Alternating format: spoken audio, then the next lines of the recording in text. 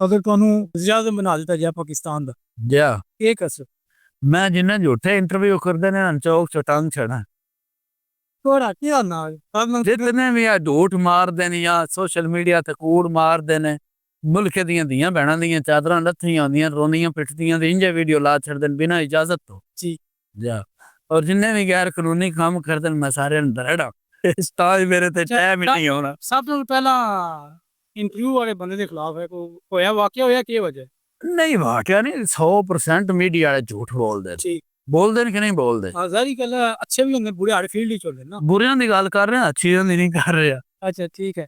Yeah. ਤੇ ਉਹ ਇਸ ਇਲਾਵਾ ਕੀ ਕਰਨਾ ਚਾਹੁੰਦੇ ਤੁਸੀਂ ਵੀਜ਼ਾ से ਬਣ ਜੇ ਪਾਕਿस्तान ਦੇ ਕੀ ਕਰਨਾ ਚਾਹੁੰਦੇ ਕਿ ਬਾਜ ਮੇਰਾ ਹੱਥ ਪਵੇ ਮੈਂ ਪੂਰਾ ਮੁਲਕ ਬਾਹਰ ਵਗਾ ਮਜ਼ਦੂਰੀ ਕਰਨ ਉੱਤੇ ਠੀਕ ਹੈ ਯਾਨੀ ਕਿ ਪਾਕਿस्तान पे ਇਹਦਾ ਮਤਲਬ ਭਾਈ ਇੱਥੇ ਨਹੀਂ ਹੋ ਸਕਦੀ। ਕਿਤਾ ਨਹੀਂ ਕੰਮ ਚੱਲਦਾ।